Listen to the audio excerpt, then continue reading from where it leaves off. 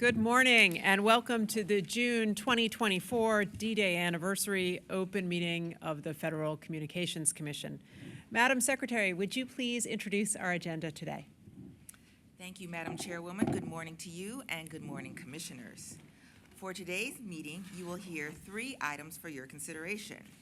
First, you'll consider a notice of proposed rulemaking to increase the security of the information routed across the internet and promote national security by requiring broadband providers to report on their progress in addressing vulnerabilities in the Border Gateway Protocol. Second, you will consider a reporting order that would establish the Schools and Libraries Cybersecurity Pilot Program and provide up to $200 million in Universal Service Fund support available to eligible schools and libraries over a 3-year period to defray the costs of eligible cybersecurity services and equipment and help the Commission evaluate the use of the USF to support these services and equipment.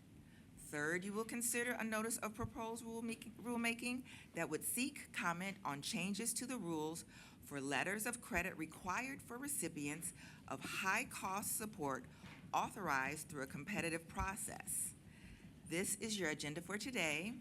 Please note the item listed as 4th, amendment of the Commission's rules to advance the low-power television, TV translator, and Class A television service, political programming, and online public file requirements for low-power television stations, and has been adopted by the Commission and has been deleted from today's agenda. Today's first item is titled Reporting on Border Gateway Protocol Risk Mitigation Process Secure Internet Routing and will be presented by the Public Safety and Homeland Security Bureau. Deborah Jordan, Chief of the Bureau, will give the introduction. Thank you, Madam Secretary. Ms. Jordan, please proceed. Good morning, Chairwoman Rosenworcel and Commissioners. While most Americans have never heard of Border Gateway Protocol, we rely upon it every day. BGP, as it's called, is the technical protocol used to route data across the internet. When we bank online, have a telehealth visit, or attend a virtual class, we are using BGP. Connected critical infrastructure services such as the electrical power grid, fuel pipelines, and water processing plants also depend on BGP. But BGP, so essential to the internet, was designed for efficiency, not security. As a result, bad actors can exploit BGP vulnerabilities to redirect internet traffic. These BGP hijacks can expose your personal information, enable theft, extortion, and state-level espionage, and disrupt critical communications. For the past 2 years, the Commission has examined various measures to mitigate BGP vulnerabilities. We've gained valuable insight into the variety of approaches that companies are using. But it is also clear that more needs to be done. So today, we present a notice of proposed rulemaking that would require broadband providers to report to the FCC on their progress implementing industry standard best practices that address BGP security, thereby allowing us and our national security partners to closely track this critical work. Our proposal would help ensure that companies that provide broadband internet access service are taking necessary measures to secure the internet's routing system against bad actors. This would ultimately promote public safety and better protect the American people against serious national security threats. With me today from the Public Safety and Homeland Security Bureau is Jim Schlichting, Senior Deputy Chief, and to present the item is Brad Rosen, Attorney Advisor in the Bureau's Cybersecurity and Communications Reliability Division. I'd like to thank Bureau staff who worked on this item, particularly Ken Carlberg, our Chief Technology Officer, as well as the other bureaus and offices that contributed. Now to Mr. Rosen, who is a first-year honors attorney, who will present the item. Thank you, Chief Jordan. Good morning, Chairwoman Rosenworcel and Commissioners. Today's notice of proposed rulemaking is designed to increase the security of the information routed across the internet by proposing certain reporting obligations on providers of broadband internet access service, demonstrating their progress towards secure internet routing. Specifically, the item proposes that broadband providers develop BGP routing security risk management plans, BGP plans, that detail their progress and plans for implementing BGP security measures that utilize the Resource Public Key Infrastructure, or RPKI, as a critical component of BGP security. These confidential plans would describe the efforts the broadband providers have made and plans they intend to undertake in specific technical areas, and we seek comment on whether the plans should include goals and timetables for RPKI implementation. The item proposes that the 9 largest broadband providers file initial BGP plans with the Commission and submit updated versions annually thereafter.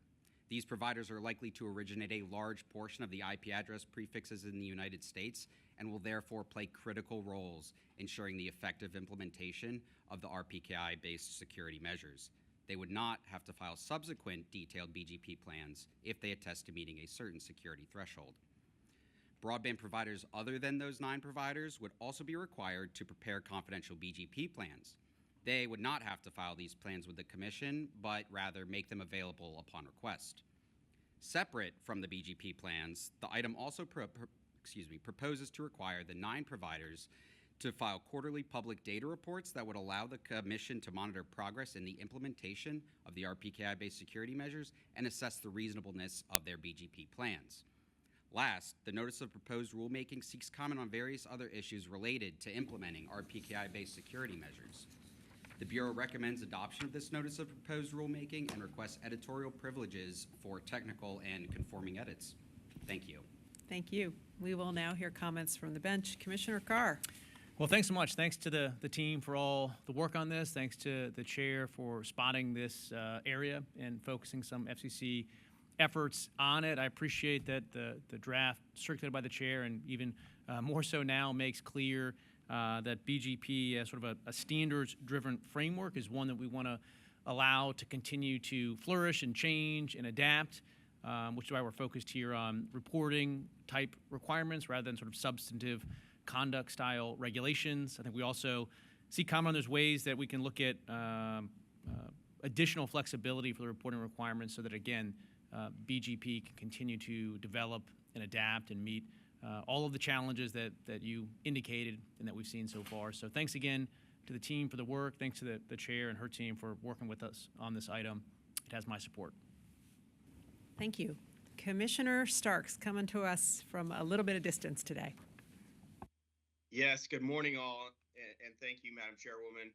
BGP is the mechanism that enables our internet service providers to route traffic through the variety of networks that, when combined, make up the internet.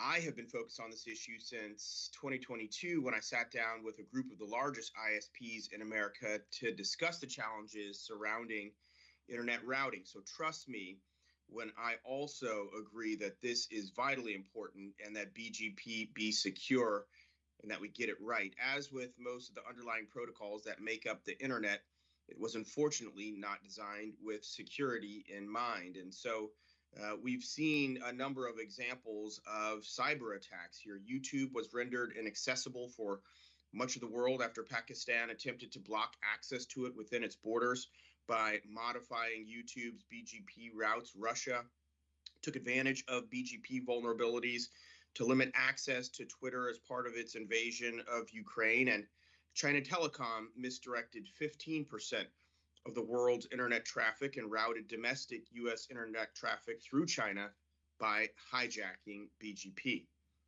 The good news, as we've heard, is that we've developed tools and strategies to enhance security, RPKI, and that's where our notice comes in proposing that ISPs providing broadband service create BGP security risk management plans. ISPs that otherwise have yet to begin the process of deploying BGP mitigations will do so.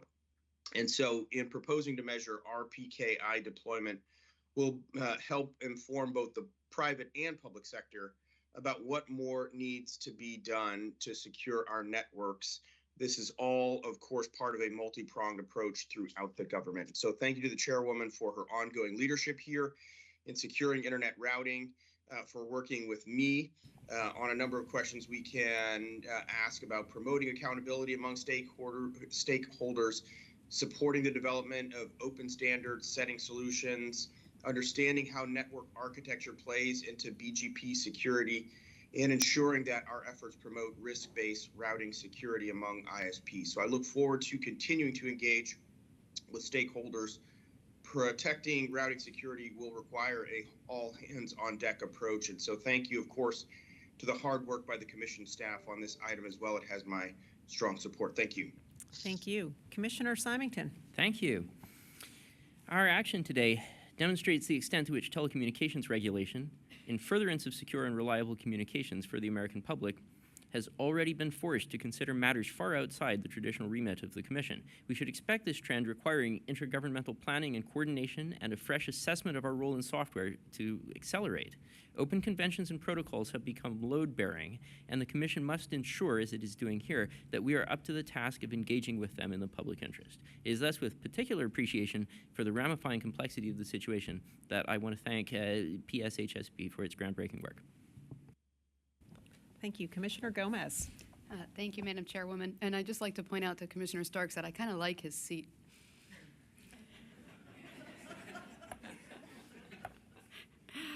So our goal with this proposal is to make internet routes more secure. The internet, as modern and as innovative as it is, has some outdated components. When the ability to connect independent networks to share information became possible, the folks that created the Border Gateway Protocol to facilitate this interconnection. At the same time, these folks did not worry about the vulnerabilities that could be exploited in that system of rules to share information. So now that most modern global communications relies on the Border Gateway Protocol, we are more fully aware of these security vulnerabilities. So the item we adopt today is about making communication routes more secure. I want to thank the Public Safety and Homeland Security Bureau for leading our agency with this important update to safeguard the routes of modern communications. Thank you, commissioners. A few months ago, I hosted a conversation with Vint Cerf, one half of the team that developed the protocol that allows computers to talk to one another. And for this, he's often righteously described as the father of the internet. We had a pretty joyous back and forth about the origins and architecture of the internet. So I asked him to reflect for a moment. What was it that he wished he had known back then when it all started? He responded without skipping a beat.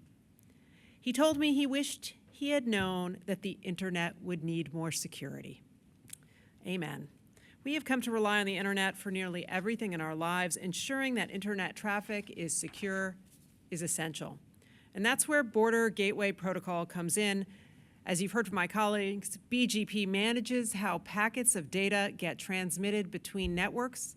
It is central to the global routing system of the internet because it is the protocol that allows independently managed networks to send traffic to one another. That means we all rely on BGP. Every one of us, every day. That is true if you are running a small business and using connections to engage with customers and suppliers. Banking online, having a telemedicine session with a healthcare provider, helping the kids with their digital age schoolwork, staying in touch with family, or keeping up to date on the news. BGP is in the background, helping connect our critical infrastructure, support emergency services, keep the financial sector running, shore up manufacturing, and more. Now, you might be surprised to learn that something so critical in the modern economy has pretty humble origins. This history is why BGP is sometimes called the three-napkin protocol. As the story goes, back in 1989, the internet, then a novelty for computer scientists like Vint Cerf and his ilk, it was expanding fast.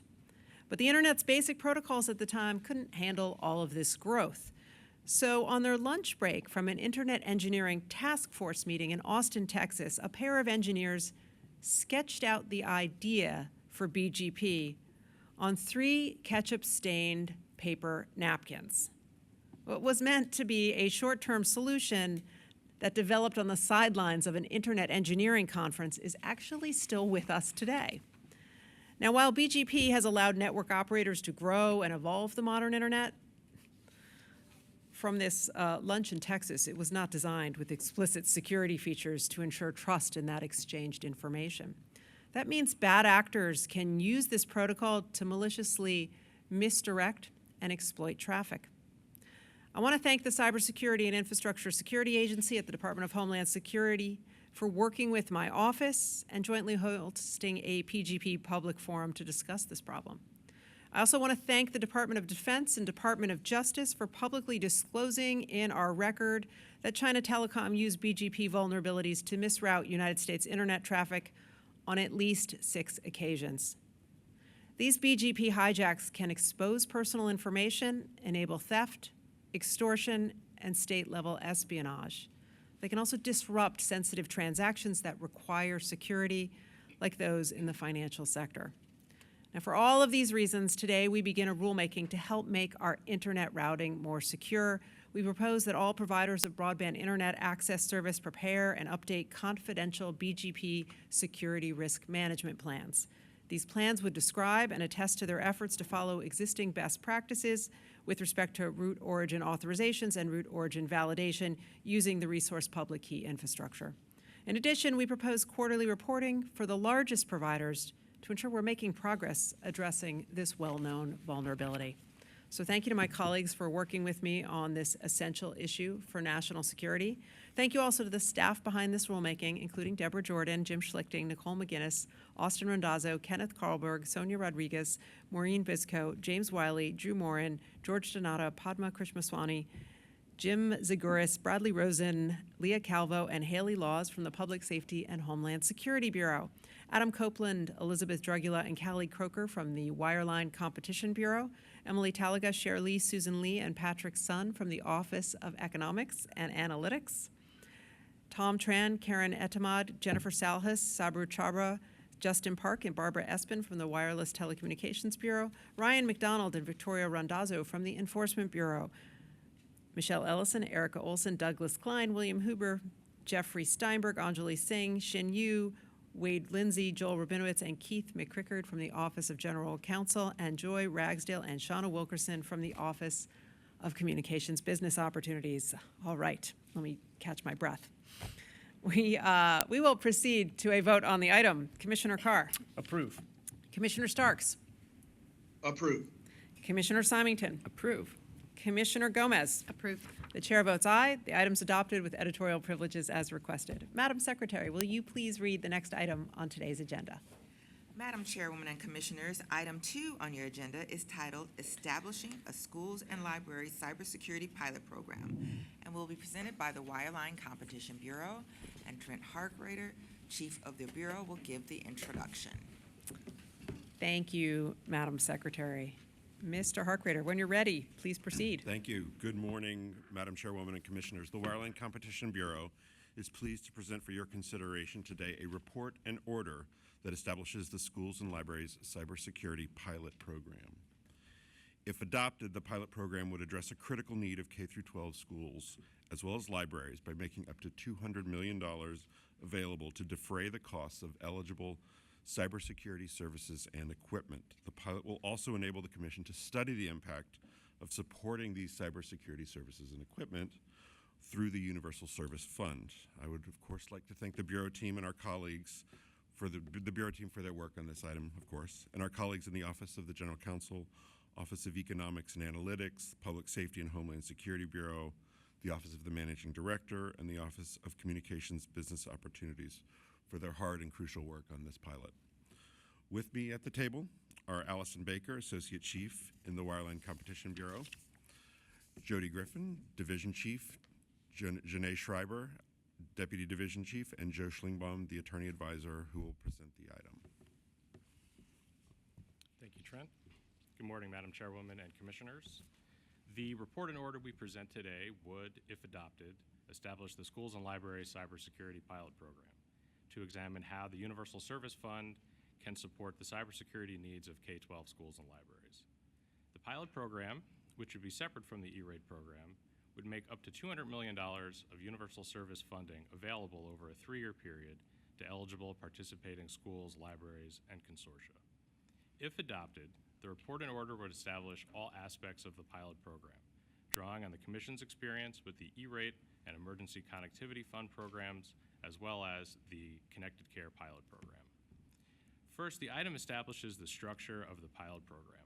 In addition to the overall cap of $200 million over 3 years, the item also establishes per school and per library budgets to promote a broad distribution of funds and to provide selected participants with predictable funding amounts. Second, the item establishes the eligibility requirements for the pilot program. The item provides that eligible schools and libraries may apply to the pilot even if they do not currently participate in the E-Rate program.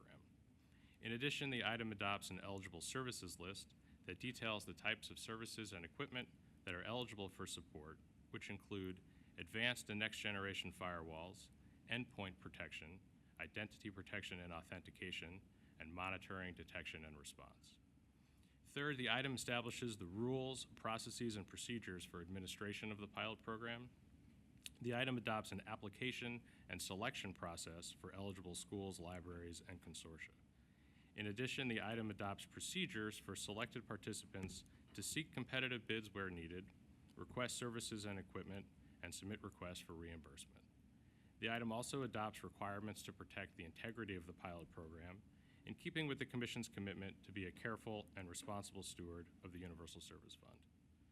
Fourth, the item adopts goals for the pilot program, which include improving the security and protection of E-Rate-funded broadband networks and data, measuring the effectiveness of pilot-funded cybersecurity services and equipment, and evaluating how to leverage other federal resources to address school and library cybersecurity threats. The item also adopts data collection requirements to evaluate progress towards these goals. Lastly, the item establishes the Commission's legal authority to establish the pilot program and appoints the Universal Service Administrative Company as the administrator of the pilot program. The Bureau recommends adoption of this item and requests editorial privileges. Thank you. We will now hear comments from the bench. Commissioner Carr. Thanks. Thanks to the team and the chair for all of your hard work on this item. I think it's suffice to say that I agree fully with the chair on the policy that we need to make sure that when we have these connections going into schools and libraries, that there is the appropriate level of cybersecurity protections that go along with it. So I want to thank again the chair and the team for working with me on some of the ideas here. At the end of the day, obviously I also had to look at the legal authority, and there's no surprise. I've had some concerns in other contexts that the FCC has gone a little bit beyond the text of the E-Rate statute in some cases, and so I wanted to be particularly sure that we were on exceptionally firm legal footing here. At the end of the day, I wasn't able to get there. I understand my colleagues' perspectives and how they did and their reasoning for finding that the FCC has authority to do this. That wasn't ultimately a conclusion that I was able to reach, and so I'll be dissenting today. But again, I want to thank the team at the Bureau and the Chairwoman's office for engaging on this. I appreciate it. Thanks. Okay. Commissioner Starks. Thank you, Madam Chairwoman. Our schools possess massive amounts of data about students, including their social security numbers, health records, disciplinary records, other personally identifiable information. Accordingly, schools we have found are target-rich environments for cyber attacks, such as ransomware, and are low-hanging fruit because they are often resource-constrained and lack cyber expertise. Bad actors know this, take advantage of it. And so according to Verizon's 2024 Data Breach Investigations Report, the education sector experienced 1,780 attacks, up nearly 258% year over year. CISA and the Department of Education have developed free resources to help schools protect their networks. I applaud those resources, but our schools and libraries need additional help. So I'm proud to support today's E-Rate cybersecurity pilot that will make $200 million available to schools and libraries to protect their networks against the threats that they face every day. The E-Rate program is, of course, one of the Commission's most important successful programs, and the connectivity we support must be secure. This pilot will provide us with the information necessary to analyze whether and how the Commission should update our E-Rate program to help schools and libraries help themselves against the ongoing cyber threats. And so I continue to work diligently to ensure our networks are secure. Thank the chairwoman for her longstanding leadership in E-rate and how this can be an asset to protect schools and library networks. Also thank the chair and WCB there for working with me regarding some edits I had on budget, as well as ensuring the pilot produces the type of data that I think is necessary for us to be able to best analyze the pilot success. And of course, thank you to the hard work for the team. Thank you. Thank you. Commissioner Symington. Thank you. Cybersecurity is a highly laudable use of E-rate funds, but I am concerned that the authority we cite in the item does not support the move we make today, so I'm afraid I will have to dissent nevertheless. Thank you very much. Thank you. Commissioner Gomez. We know that connectivity is essential for education in the 21st century. Technology and high-speed internet access opens doors and unbounded opportunity for those who have it. Unfortunately, our increasingly digital world also creates opportunities for malicious actors. And like other aspects of the digital divide, this is an issue of equity. According to CISA, under-resourced school districts and their students are the most vulnerable to cyber attacks. In the same way we need to be intentional about ensuring our physical school buildings are safe, we must also be intentional to ensure that the digital infrastructure is safe and secure as well. This is no small or easy task, but it's an important one. Learning how to safeguard and secure our nation's K-12 education system is going to require an all-hands-on-deck approach that includes state, local, and federal government partners working together to protect our education system.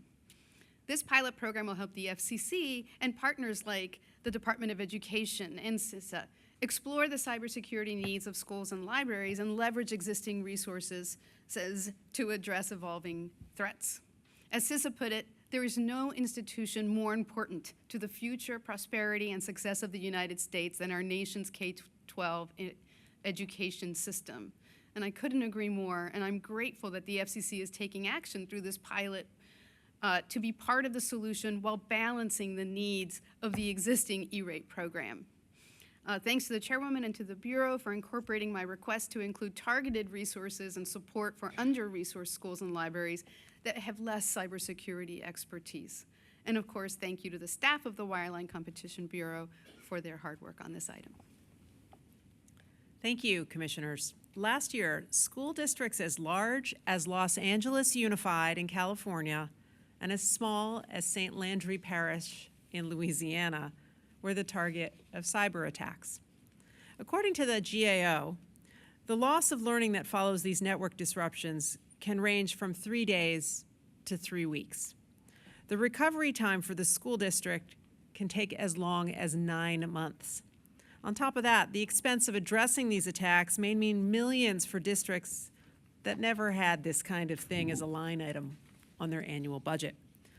Now, this situation is complex, but the vulnerabilities in the networks that we use in our nation's schools and libraries are real and growing.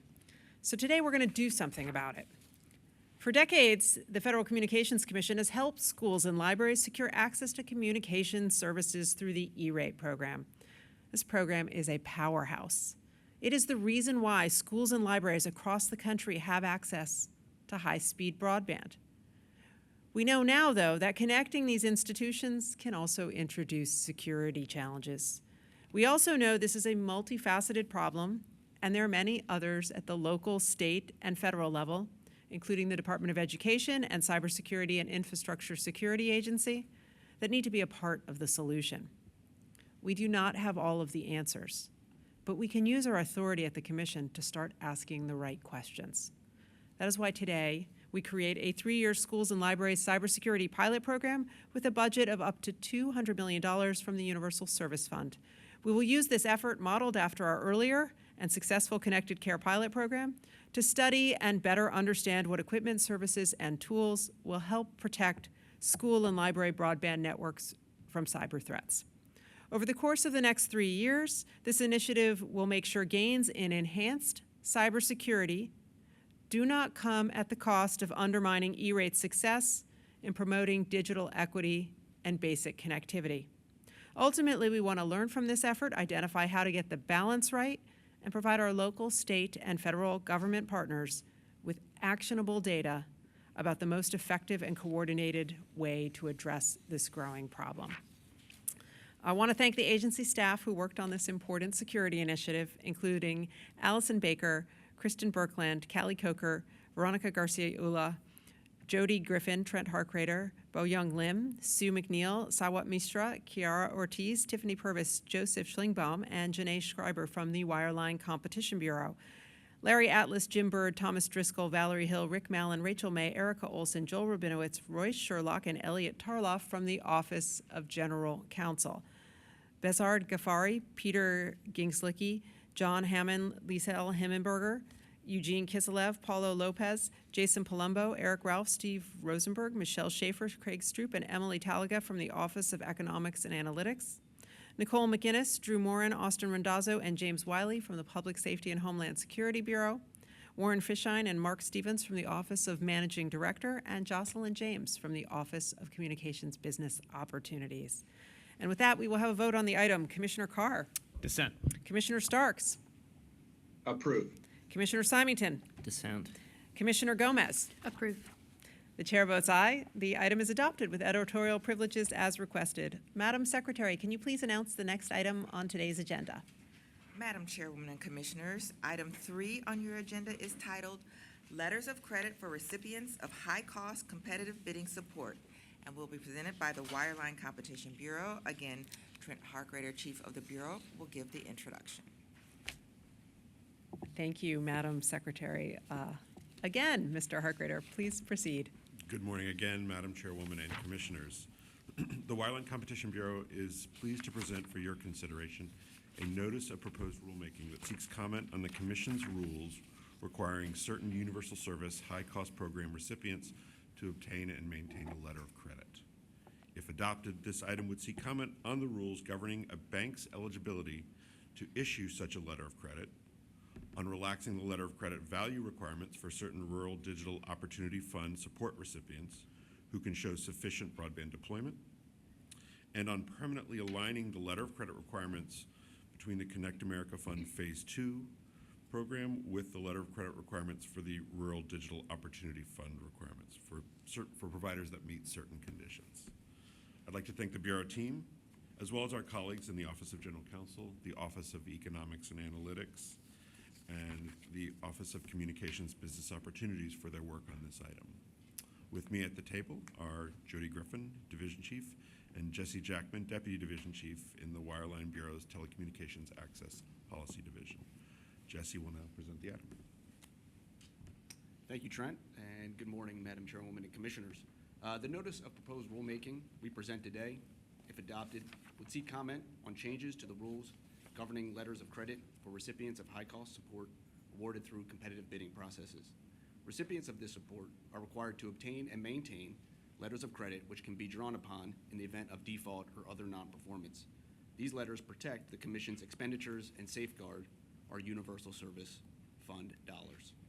The notice of proposed rulemaking seeks comment on changing certain aspects of the letter of credit rules.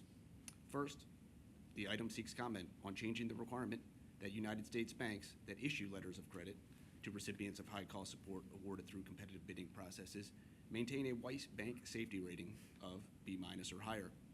The item seeks comment on using a different rating standard, lowering the Weiss grade that is required, or adopting a different method of ensuring that the Commission can rely upon the letters of credit that banks issue.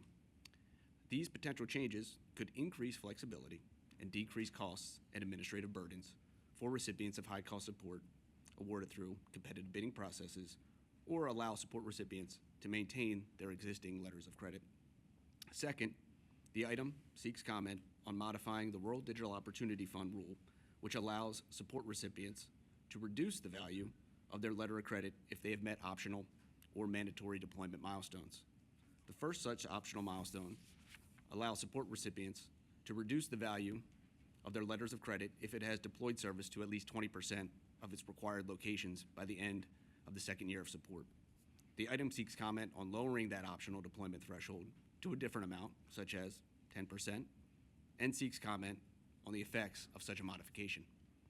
The item also seeks comment on whether such a change would free up additional resources for providers to expeditiously deploy broadband service to unserved and underserved areas. And it seeks comment on whether providers meeting a lower deployment threshold have shown sufficient progress towards their ultimate deployment obligations. Finally, the item seeks comment on making rule changes to permanently allow recipients of Connect America Fund Phase 2 auction support to follow the letter of credit rules for the Rural Digital Opportunity Fund when certain deployment and reporting obligations are met. The Bureau recommends adoption of this item and requests editorial privileges. Thank you. Thank you. Now we'll hear comments from the bench. Commissioner Carr.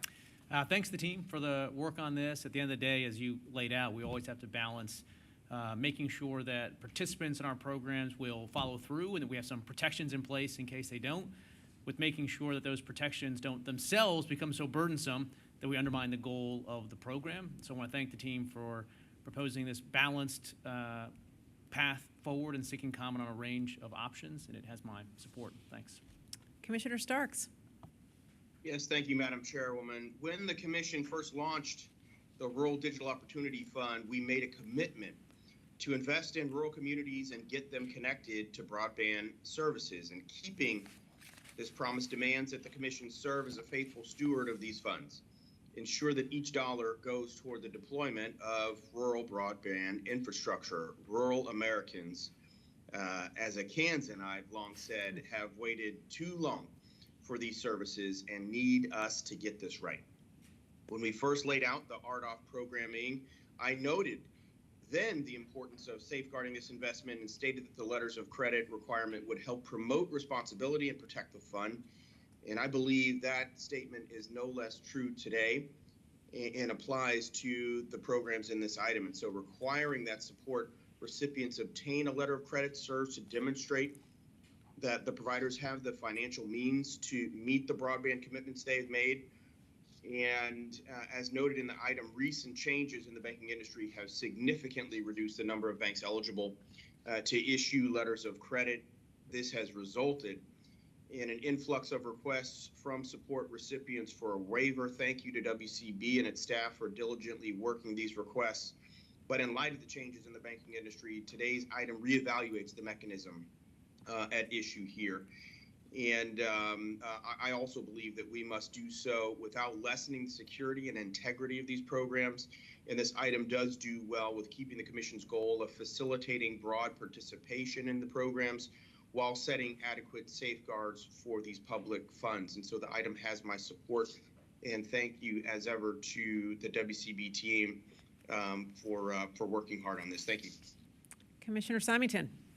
Thank you. I am delighted to support this item. I look forward to a developed record on the impact a reduced letter of credit obligation will have on RDOF build-out, particularly among smaller providers. And I'm also delighted that we are addressing the Weiss rating situation. When my office first came upon this issue, we regarded it with some amusement. It would be like if you asked your friends and family whether to go see Dune 2 in the theater. Some came back and said, yes, it's great. Some said it's really fun on IMAX. Then this one guy has this lengthy speech about how shooting in infrared rather than black and white somehow betrays the original artistic vision for the arena fight, something like that. And you have no idea if it's right or wrong, but you're pretty sure that it's the cheese stands alone type of evaluation for the movie. That's Weiss Bank safety rating. Suffice it to say, I'm glad we're considering alternatives. Thanks very much. All right, Commissioner Gomez, what do you have?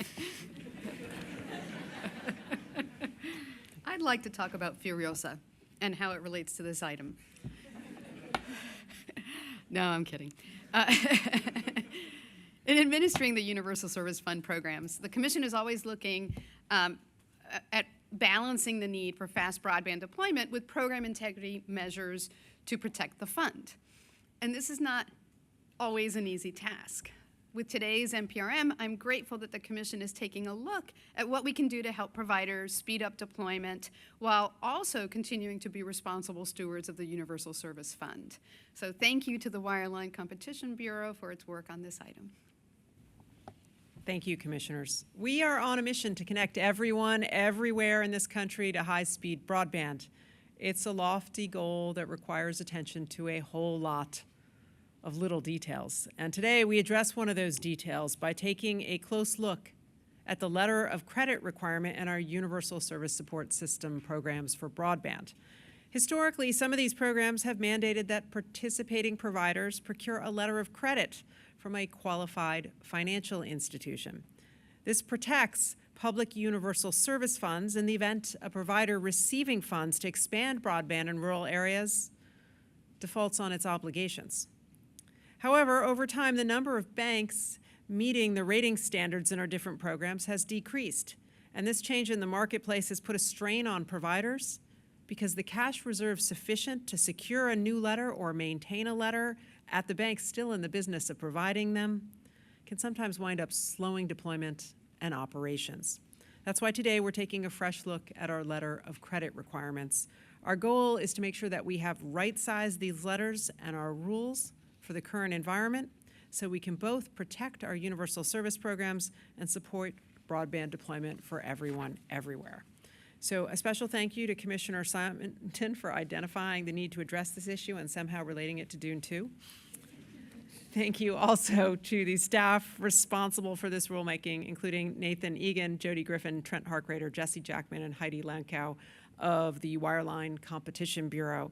Melina Barzilai, Thomas Driscoll, Michael Jansen, Richard Mellon, and Wissam Naum from the Office of General Counsel, Mary Lovejoy, Gary Michaels, Mark Montano, and Kelly Quinn from the Office of Economics and Analytics, Garnet Hanley from the Wireless Telecommunications Bureau, and Michael Gusso and Jocelyn James from the Office of Communications Business Opportunities. And with that, we will now have a vote on the item. Commissioner Carr? Approve. Commissioner Starks? Approve. Commissioner Symington? Approve. Commissioner Gomez? Approve. And with that, the item's adopted, and we have reached the end of our meeting. So will my colleagues have any announcements to share with us today? We'll start with Commissioner Carr. I will.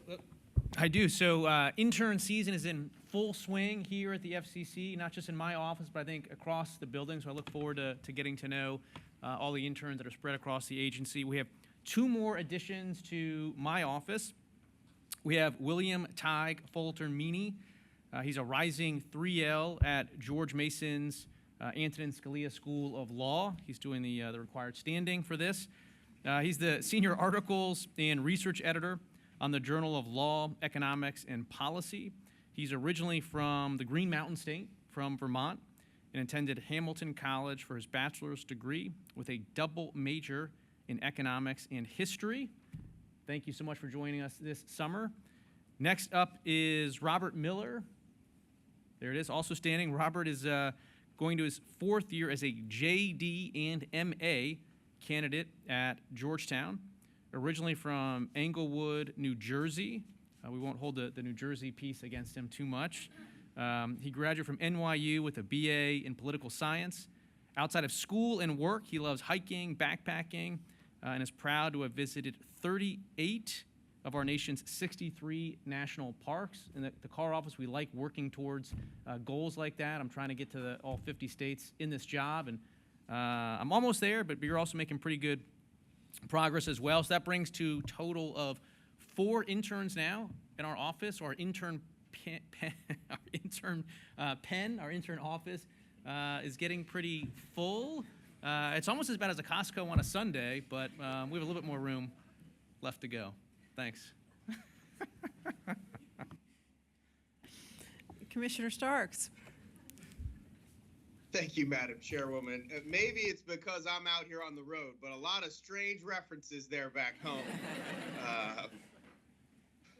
I also will ask my interns to stand and be recognized, but it is in the Starks office as well, summer intern season. Each of them has finished a year of law school here. Glad that they get to see the hard work that we do here at the commission. So first I'll talk about Liana Dumang. She is a rising 3L at George Mason Law, a member of the Civil Rights Journal. She worked at an ISP last summer, and she also has received the FCBA's TMT Law and Policy Certificate, something that I have long looked at favorably as I'm looking at interns. Thank you, Liana. There's Lathan Owis, a rising 2L at Georgetown Law School. He has an IT background, is interested in AI like many of us are. He's a first-generation college graduate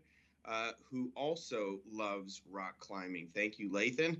There is Kaylee Lauder, a rising 3L at the University of Colorado. She's very interested in the commission, as this is her third internship with us at the FCC. She has a long-standing work here. She also has interned at WTB in both the Mobility and Competition and Infrastructure Policy Division. Thank you, Kaylee. And last but not least is Caitlin Lindstrom, a rising 3L at American University School of Law, has an interest in communications on tribal lands, is currently teaching herself guitar, and is also my early career diversity initiative intern. Thank you, everyone. Bye now. Commissioner Symington. Thank you. Before I announce my interns, I do have one question. So, as far as 38 of 63 national parks, I'm going to need some numbers, Commissioner Carr, on how many of, what percentage of our 142,000 cell towers. So, but I don't want to put you on the spot for that one. So I'm delighted to introduce, first of all, John Erskine, who's joining my office, just joined my office this past week. He's originally from Arlington, Virginia, attended the University of Virginia as an undergraduate, where he graduated PBK with a Bachelor's of Science in Biochemistry and a second major in Computer Science as well. He then worked as an analyst for General Dynamics Information Technology before enrolling at Harvard Law School, where he is currently a rising 2L. Thank you very much, John. And then also with us, joining us for the summer is Wyatt Mullins. Wyatt Mullins is a rising 3L at Washington University in St. Louis School of Law. Originally from Toronto, Ontario, so the Canadian invasion continues apace. Wyatt first developed an interest in administrative law and the regulatory space while serving as a political appointee at the U.S. Office of Personnel Management. He hopes to return to work in Washington full-time after graduation, ideally in the world of administrative law. And in his free time, Wyatt can be found playing hockey, chess, and watching movies, not necessarily at the same time. What this means is I think we need to get a chessboard set up in my office and, maybe have an open house one day. Thanks very much. Commissioner Gomez. Thank you, Madam Chairwoman. I have two wonderful interns joining my team for the summer, Mary Reagan Phillips and Camilla Ramos. Mary Reagan, there she is, graduated from the University of Florida in 2023 with degrees in political science and public relations. My parents both went to the University of Florida, so I like having a student from there. She is now a rising 2L at American University Washington College of Law, and her membership in the school's Communication and Media Law Society has continued to inspire her interest in communications law. And Camilla is originally from Arizona, where she graduated from the University of Arizona, earning her bachelor's degree in law. She is now a rising 2L at my alma mater, George Washington Law School. She is a member of the Hispanic National Bar Association, which has provided her with mentorship and inspired her to be an advocate in the legal field for Hispanics. So I'm so grateful to have you both in my office. Thank you. So thank you, commissioners. Before we adjourn, I would like to make a couple of retirement announcements. First, I think he was here earlier. I'm not sure there he is. All right, we've got folks in the house today. I want to wish a fond farewell to Mark Nadell, who's worked in the Wireline Competition Bureau and its predecessor, the Common Carrier Bureau, since 1989. And looking back, I think his most important contribution was to the Universal Service Schools and Libraries program, which we know as E-rate. In fact, after passage of the Telecommunications Act of 1996, he helped build this program from scratch. And it's quite a legacy, because when E-rate was established in 1996, only 14% of the nation's K-12 classrooms actually had access to the internet. And today, thanks in large part to this program, virtually all schools and libraries have internet access. So I understand that Mark is a prolific writer, and he's going to build on this incredible public service career by having more time to devote to some of his projects, including ideas for improving the economics of local journalism, go for it, and creating effective price competition among real estate agents. So we want to congratulate Mark, thank him for his time in public service, and wish you all the best in retirement.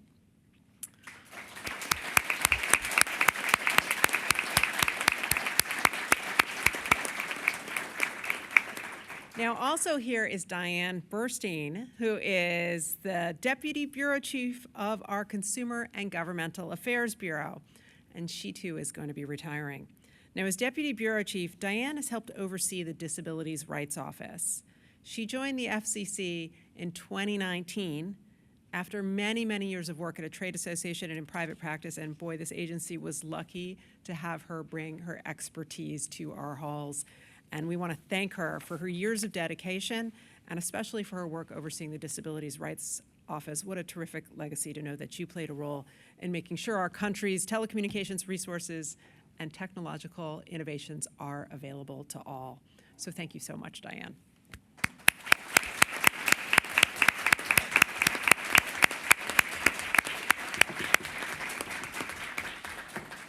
All right, Madam Secretary, can you announce the next date for the Commission's monthly agenda meeting, where we're certain to have other strange pop culture references, Canadians, Costco, and all that? Anyway. The next agenda meeting of the Federal Communications Commission is Thursday, July 18th, 2024. Until then, we stand adjourned.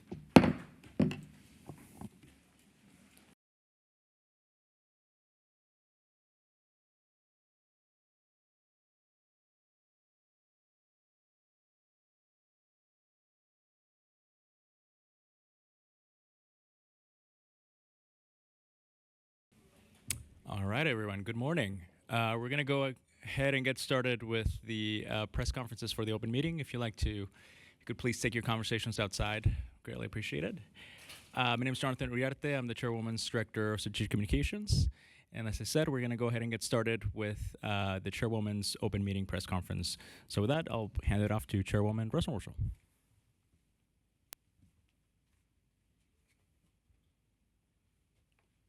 Thank you, Jonathan. All right, David. Hey, thank you for doing this. A couple quick questions, since there's only two of us, and I can sneak a couple in. One, the telecom trade groups have filed notice to the FCC asking you to stay the Title II restoration order and make a decision by Friday so they can seek relief in the circuit courts. Is that something you anticipate deciding on by then? We will respond to that petition, but I have full confidence in the work that this agency has developed with respect to net neutrality, and I believe our work will be upheld by the courts. And can I ask you about the FEC, the Federal Elections Commission chair, has raised concerns about the proposed rulemaking regarding disclosures of the use of AI in campaign ads. Can you respond to that criticism and sort of walk us through what you anticipate happening by Election Day, whether the agency or commission would have promulgated final rules that would be in effect by then? This is simple. It's about disclosure. In fact, since the 1930s, the FCC has required campaign advertising disclosures from our nation's radio and television stations. They all have to keep a political file, and in that political file is information about who bought a campaign ad, how much they paid for it, and when it ran. So we have decades of experience with doing this. And from time to time, we update our policies. Like back in 2012, we updated our policies to make sure that those files were not kept in a dusty cabinet, but they were available in digital format. So here we are just proposing doing something very similar, which is to update it to meet the moment we're in. And by that, I mean update it to reflect if AI was used in the production of that campaign advertisement, they would simply have to disclose it in those existing files. This is authority we've long had under the Communications Act and the Bipartisan Campaign Reform Act. And just on the BGP item today, you referenced that the DOJ and DOD had cited that China Telecom had misroute traffic 7 times. Six. Right. Was it 6? I'm sorry. Can you describe sort of broadly the concerns specifically about Chinese carriers and how it relates back to what you did in April when you barred them from from telecommunication services in the U.S., and if you had a better sense of the extent to which Chinese telecoms are actually operating in the United States. Well, what I think I'd like to do is make sure my staff can get you the filing that DOJ, that the government made referencing that fact from DOJ, so that we have it with some precision on the record. Okay. Hi, Madam Chairwoman. I wanted to quickly follow up on the net neutrality challenges without asking you to comment specifically on pending litigation. What do you make of this argument that the way you've presented the scope of this rule is a major question, more so than the 2015 rule? I have full confidence that what we have produced is consistent with outstanding opinions in the DC Circuit and the Supreme Court. I believe that should this go to court someday in the future, all of our work will be upheld. Also, I just did want to follow up one thing on the cybersecurity pilot program. Could you kind of respond to the criticism that we heard that there's not legal authority to do this? I know that the proposal cites several sections of the act, but could you kind of... Our authority comes from Section 254 of the Communications Act, which sets up our nation's universal service programs, including the E-rate program. That section is written in a manner where it suggests the FCC should, from time to time, evolve its programs to reflect this changing state of communications. It's clear to us what's changed is that security is a bigger part of every network provider's management of communications today. And so we are updating our policies to reflect that, but we're doing it in a thoughtful manner. It's measured. It's a 3-year pilot program, limited to $200 million, and it is modeled off the Connected Care pilot program that Commissioner Carr championed here just a few years ago. All right. Thanks, everyone. Thank you all. And now I'm going to go ahead and introduce my colleague, Elena Patton, who will lead the Bureau press conferences.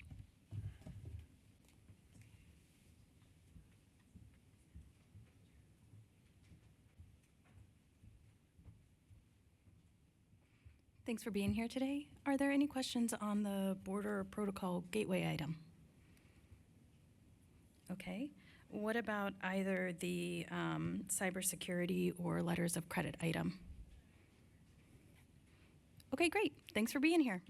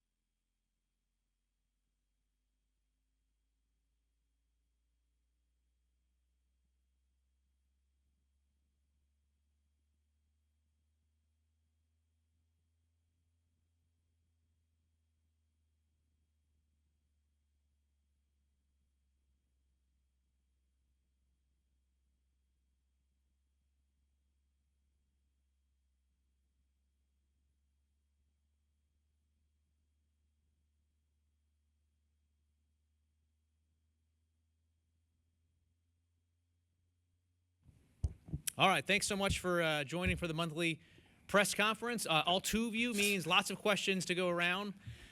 For my part, I will start with where one of the questions was, which is on the FCC's proposal to start regulating political speech in the form of these AI-generated content disclosures on what ultimately, if you look at the timeline here, would put the agency right up against the eve of the national election. And as a threshold matter, I think for an agency like the FCC to be pursuing such a fundamental sea change in the regulation of political speech in the run-up to a national election, where you'll have advertisements that have already run, and then all of a sudden, potentially the FCC step in and there's new regulation on the exact same content that people have been seeing. And really, the FCC is an agency that can only move forward in a way that would muddy the waters. Again, if you think about it, when you see a political ad on broadcast TV, and you may see the same ad or a similar ad run on a streaming service, and on one you'll see this federal disclosure, on the other you won't. I mean, ultimately that will just lead to a tremendous amount of consumer confusion. People don't look at content and think, okay, I'm looking at this content on my TV, it's broadcast content, it's one set of regulations, my exact same TV, the exact same screen, I'm pulling up something over the top. They're going to assume that the content they're seeing on one is more likely to not have AI-generated content simply because it doesn't have the FCC disclosure. But more fundamentally, it's a question of legal authority. You know, Congress has vested the Federal Election Commission with exclusive jurisdiction when it comes to disclosures within political advertisements. In fact, there's groups that have asked the FEC to look at exactly this, and that's an issue that is before that agency to decide one way or another. Congress hasn't given the FCC authority to do this. And I think you saw the chairman of the FEC write the FCC a letter stating in better terms than I could, given his expertise on the FEC's statute, that in fact this is the FEC's lane, if at all, and not the FCC's. So I'm concerned about that. Obviously, there's a lot of bipartisan concern about AI as a general matter, but that doesn't necessarily, and in fact doesn't, vest the FCC itself with authority. There's been some suggestion that the FCC has a limited role related to political files and disclosures about sponsorship of advertisements. All that is true, except those are all arguments that cut against the FCC having legal authority to adopt this proposal here, because those are all examples of specific rifle shot grants of authority that Congress has given the FCC. And so it's evidence that when Congress wants the FCC to act in such a high-stakes area as political speech, the FCC does so through a narrow statute and historically hews itself to that narrow statute. And that's not at all what's happening in this case. What's happening in this case is the FCC is reaching back to decades long ago and looking at agency precedents to create this idea that the FCC has broad authority, but that we're only going to exercise it narrowly in this case through a disclosure regime. But at the end of the day, we're tilting the scales nonetheless. I agree with the chair of the FEC. This is not something the FCC should be pursuing right now. And in fact, my view is I don't think we have the authority to pursue it at all, but I think we're going to continue to have at least a robust, spirited debate about this over the coming weeks and potentially coming months. But with that, happy to pause and take your questions. Can I follow up on that first?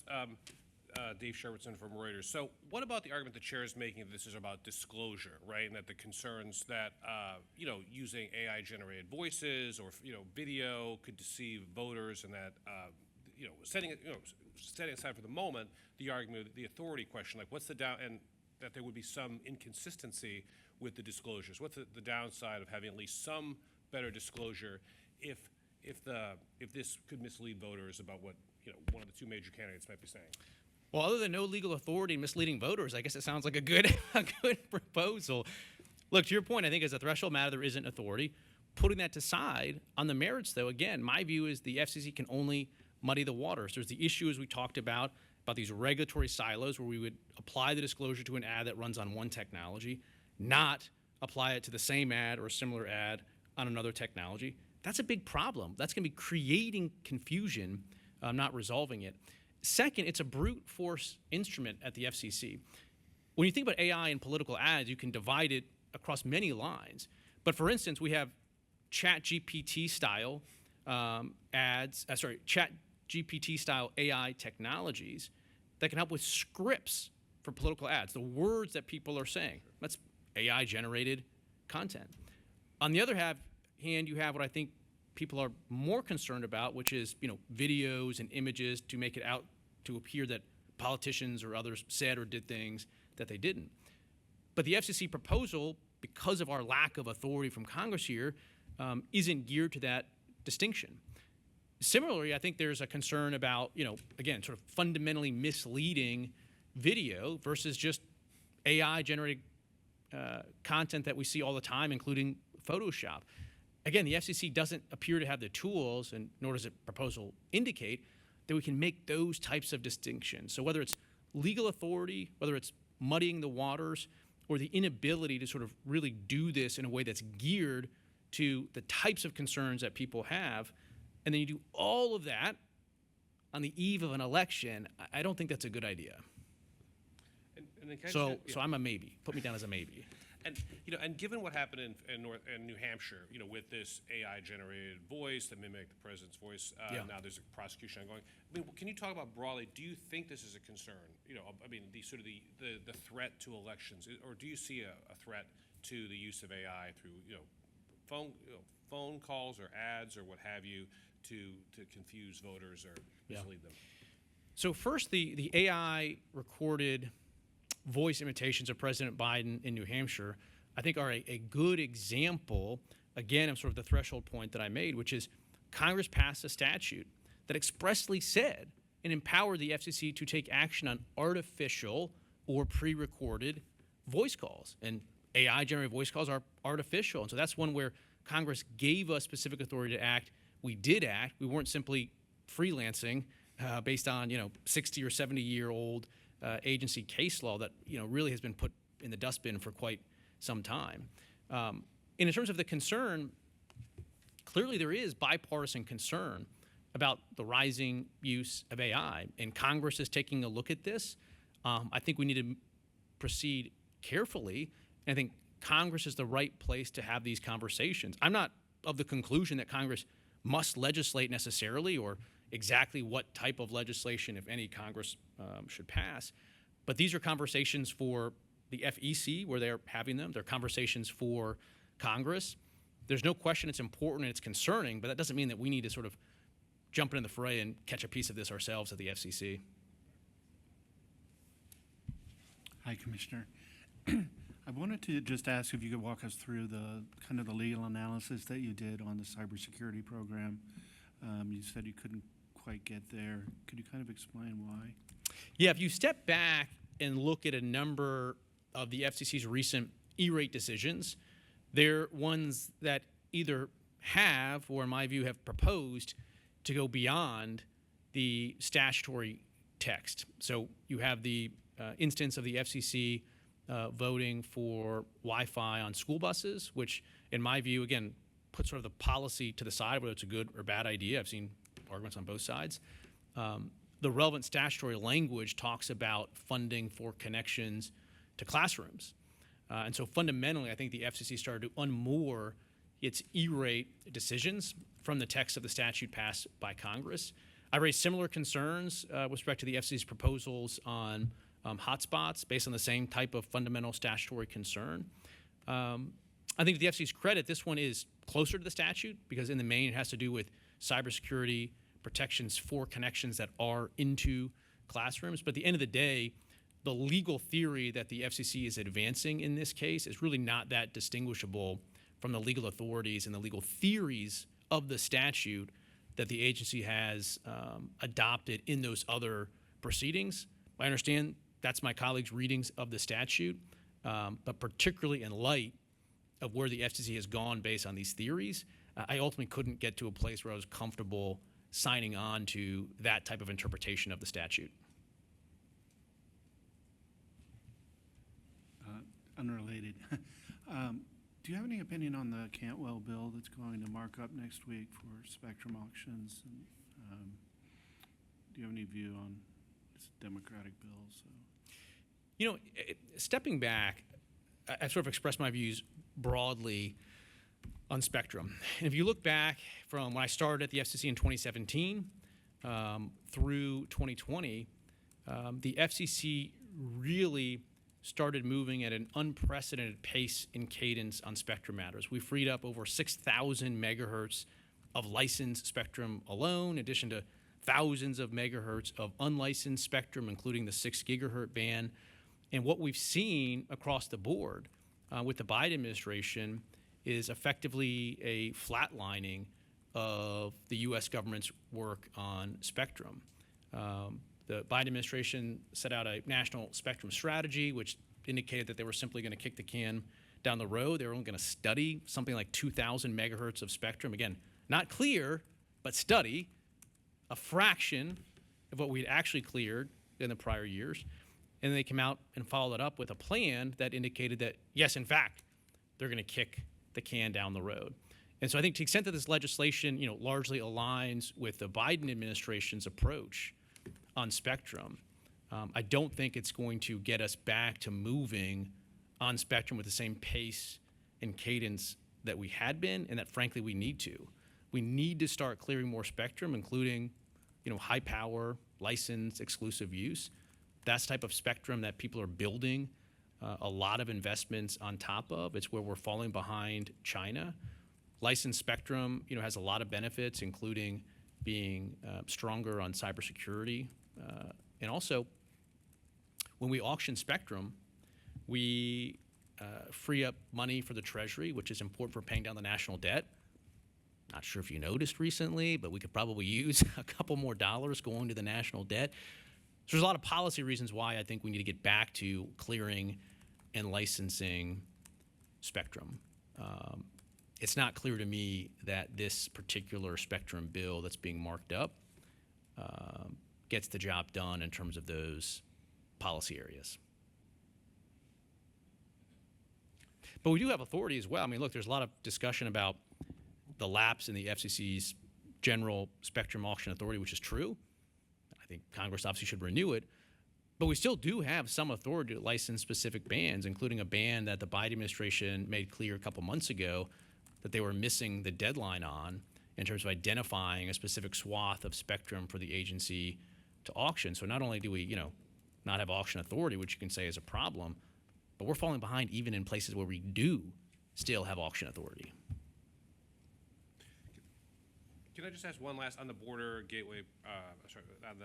I thought this was a border national security question, Exactly. but okay. On the other border question, on the report from the DoD and DOJ about China Telecom misrouting traffic on at least 6 occasions, can you speak to, do you think other specific actions need to be taken to restrict the ability of Chinese telecoms to offer broadband services in the U.S.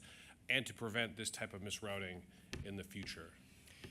Yes, and this is why, over a year ago now, I said that we need to look at entities we do regulate, whether it's undersea cable, whether it's entities that have 214s, and look at conditions on their authorizations that would prohibit them from interconnecting with, at a minimum, entities that are on our covered list. Because we've taken entities like Huawei, like ZTE, well, here like China Mobile and China Telecom, revoked their 214s, but to your point, they're continuing to operate in the U.S., providing data services that are unregulated, and in fact, in many cases, continue to be unregulated even after Title II, because they're private services or otherwise don't fall within the definition of Title II. So the FCC needs to go down the path, as I've long called for, of going to the entities we do regulate, including traditional telecom providers, undersea cable operators, and prohibit them from interconnecting.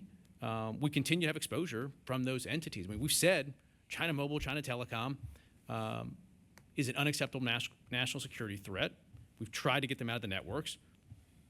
If they're still here, but providing private data services, we still need a problem. In the main, we're working really well on these issues. We're making progress. We're looking at all of these potential vulnerabilities, including on the OET lab process. We all work together to seek comment on kicking bad labs out of it. We've made a lot of good progress, but this is sort of death by 1,000 cuts when it comes to the efforts of the CCP to infiltrate America's networks. There's big threats, Huawei, ZTE, TikTok. There's small threats, but they're going to continue to work across the board, so we have to continue to be equally vigilant. All right. Thanks all. See you next month. Thanks, Fisher.